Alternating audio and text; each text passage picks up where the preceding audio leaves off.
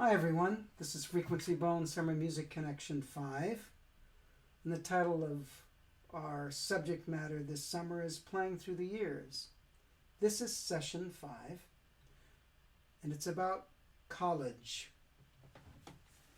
We've talked about many different phases of playing, and the last video was getting into what someone should practice on for their audition for college. And sometimes this depends on what college, of course. There's a difference between the conservatory level type schools and maybe some other types of schools.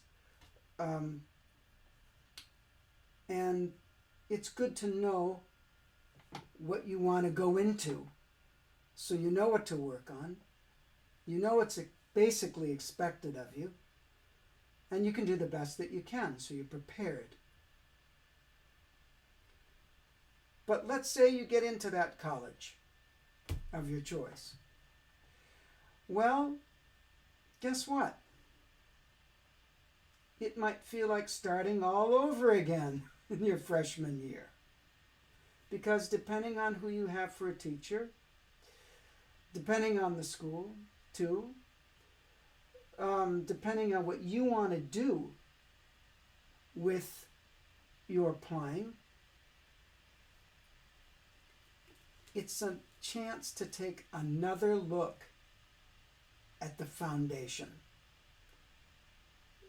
Does it need to be stronger in all ways to be able to get you to these next levels that you would like to go to have a chance to play in the professional world, whether you're going to be a freelancer and a teacher at any level, whether you want a chance on chamber music and high-powered freelance artist type work,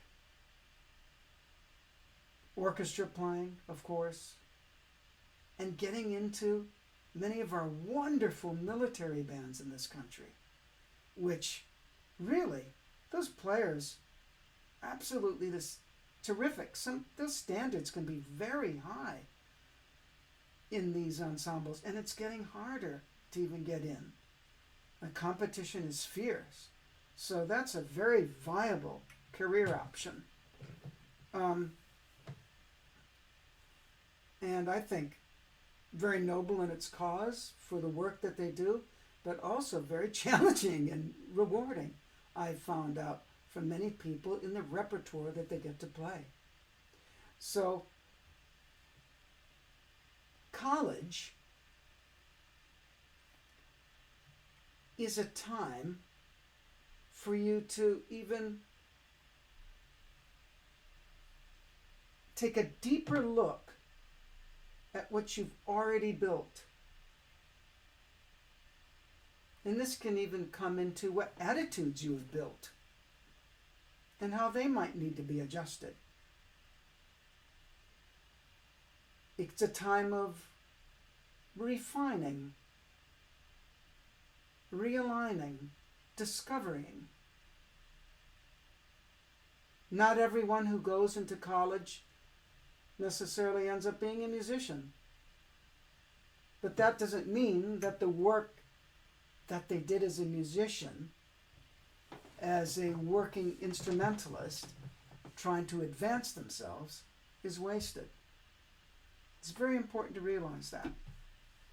Some people might go into another facet of music, whether it's management,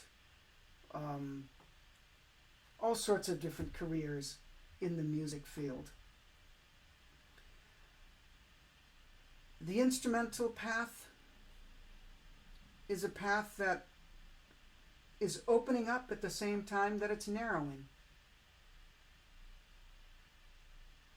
So, what is it going to take in your college years?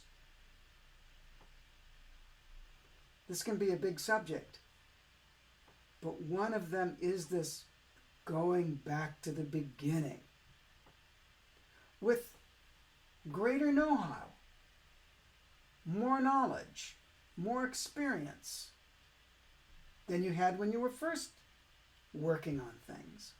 However, as I briefly touched upon the overlay system in one of the videos, if you remember the first overlay of the overlay system my wife and I developed, the first overlay is called the robotic automatic systems. The second overlay is skill and choice. The third overlay is integration and art. But this re-looking at the foundations, even at the craft level of the instrument in the college years, you're going to run up against that marvelous thing and that not so marvelous thing called habit. Many times in college, people start making equipment changes. And that can be done, actually, as we know, throughout even high school. I might write something on that. So you might have equipment changes to juggle. Eventually, maybe not your freshman year, but maybe your teacher might think, you know what, you need a different mouthpiece. Or wait a minute, that horn is really holding you back. So that's part of it. But the most important part is, what if someone says, you need an embouchure change? You need to change the position of your tongue while you're articulating. Maybe you need to hold the instrument differently. Maybe you need to work on another kind of legato. Maybe you need to really get natural slurs instead of slurs that go bump. And start working on the multiple tonguing that you neglected because you thought your single tongue was fast enough. Which isn't the reason to work on multiple tonguing. Isn't just for speed. What about the high range that needs work? Or the trigger notes that need more work? How's the sight reading coming along?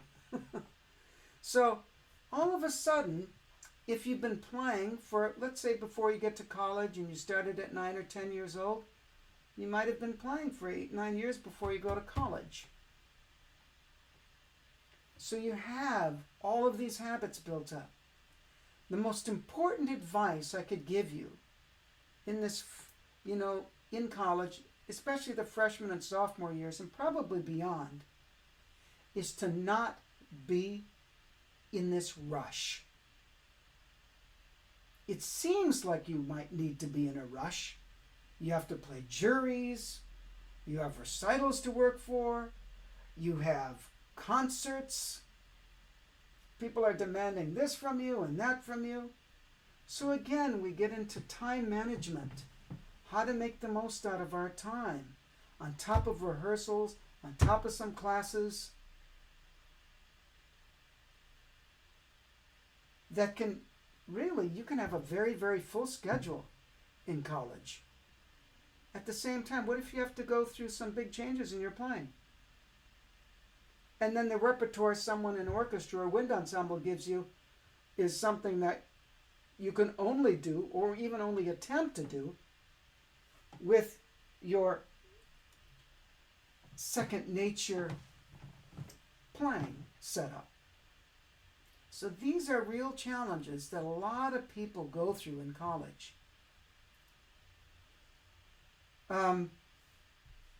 If there's an embouchure change,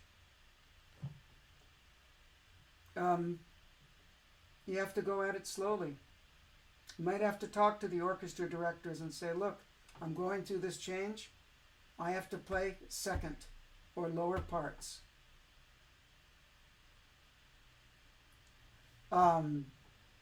If you feel that you're overworked, you might have to talk to someone and say, look, I have to lay out of this piece. I'm being very challenged with my playing right now. So there should be very, very good communication between you and your teacher and the ensemble directors. Very, very important. Because college can be a time of lots of things to juggle. And let's face it, it's a big juggling act. You might find yourselves opening up the Arbenz book again and seeing all these things you never saw before. All of a sudden you might really be listening to the ends of notes. Not only do they have the control to keep it level, but where is it, more importantly, in the line? It's very common in college when we're working on things like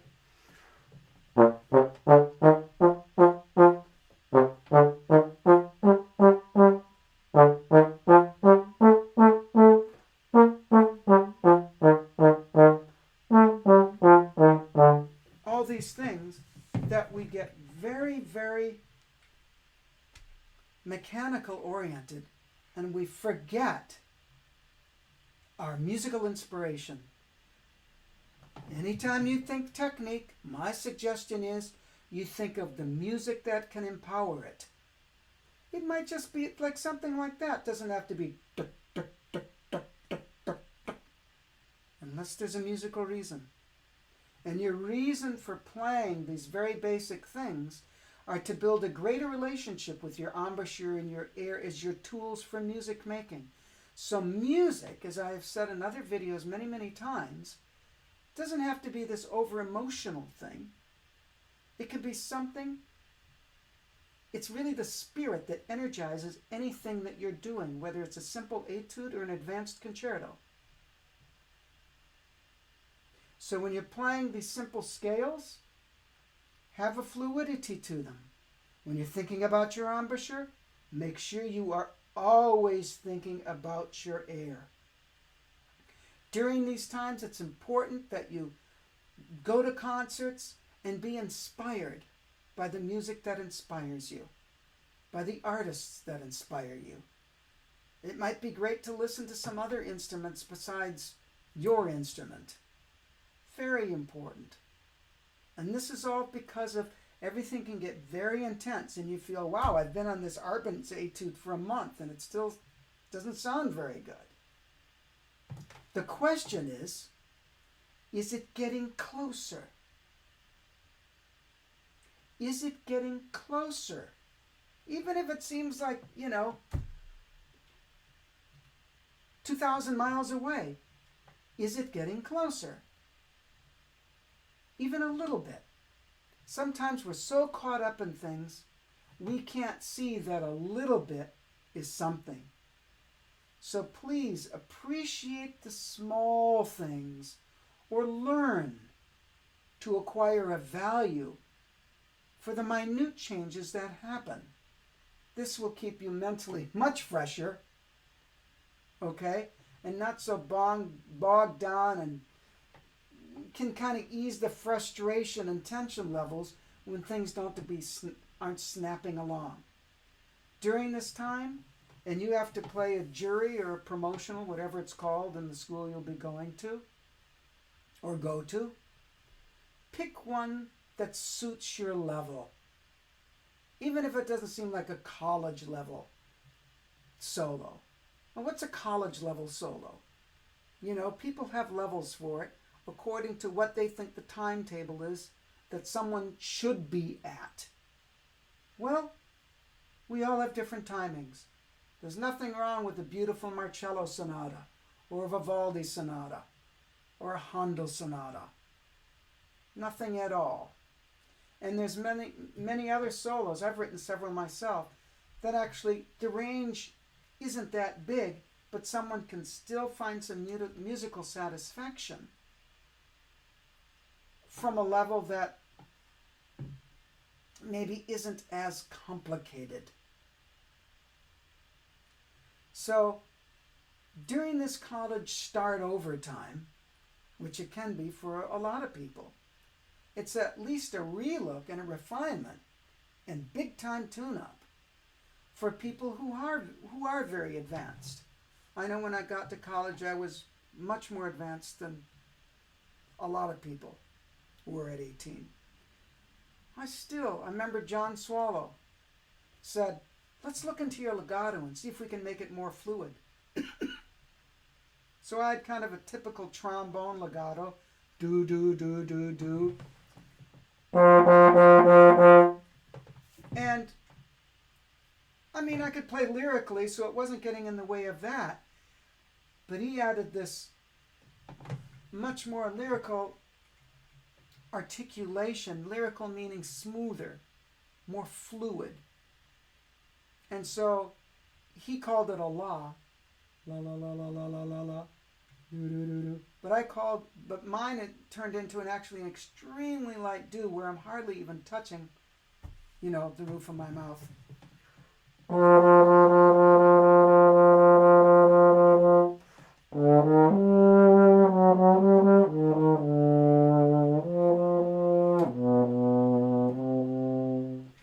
And it adds another dimension. So these are the things that someone could be looking to if they're already very advanced. They look at refining. Can you crescendo more evenly? Can you decrescendo with finesse and have the pitch not drop off? And always have it energized with a musical idea. How's your articulation? You might have to make all sorts of adjustments. So, college is a time to right, I'm going to start again. I'm going to relook.